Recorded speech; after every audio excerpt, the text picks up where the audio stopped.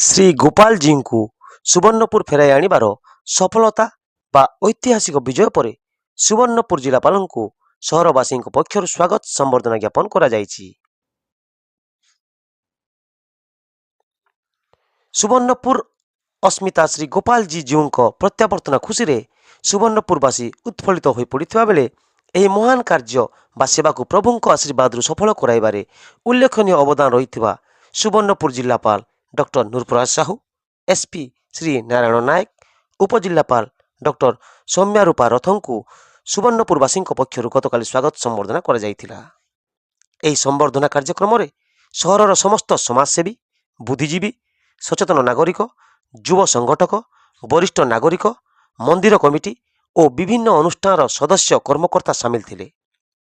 ଜିଲ୍ଲାପାଳ, ଉପଜିଲ୍ଲାପାଳ, ଜିଲ୍ଲା ପୁଲିସ ପ୍ରଶାସନର କର୍ମତତ୍ପରତାକୁ ଉଦ୍ୟମକୁ ଭୂୟସୀ ପ୍ରଶଂସା କରି ଏମାନଙ୍କ ଦୀର୍ଘାୟୁ କାମନା ଓ ସଫଳତାର କାମନା କରି ମା ସୁରେଶ୍ୱରୀ ଓ ଶ୍ରୀ ଗୋପାଳଜୀଉଙ୍କଠାରେ ପ୍ରାର୍ଥନା କରିଥିଲେ। ସୁବର୍ଣ୍ଣପୁର ଜିଲ୍ଲାରୁ ମନୋରଞ୍ଜନ ତ୍ରିପାଠୀଙ୍କ ରିପୋର୍ଟ, ଲୋକ ଆବାଜ .in